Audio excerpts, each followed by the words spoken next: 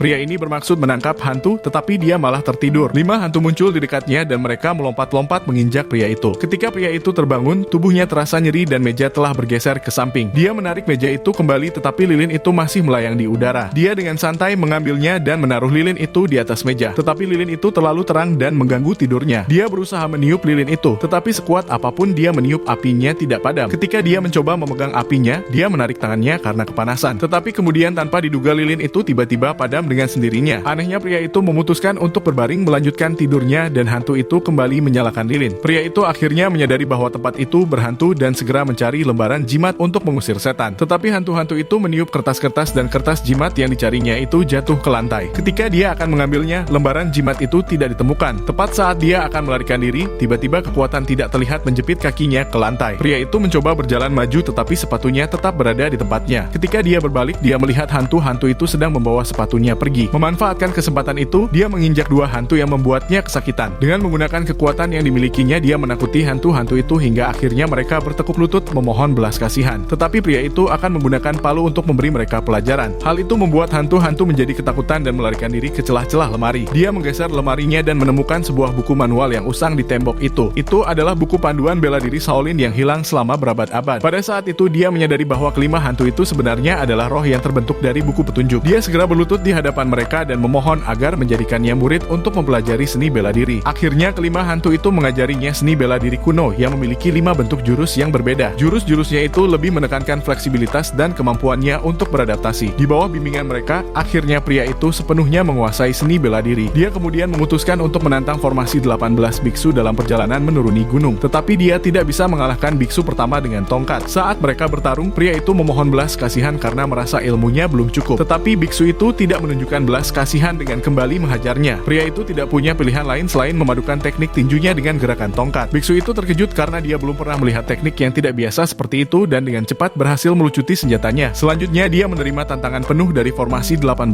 biksu. Dia menghadapi mereka satu persatu hingga pada akhirnya dia berhasil mengalahkan semua 18 biksu. Kemudian semua biksu memberi hormat dan kepala biksu memutuskan bahwa pria itu telah lulus.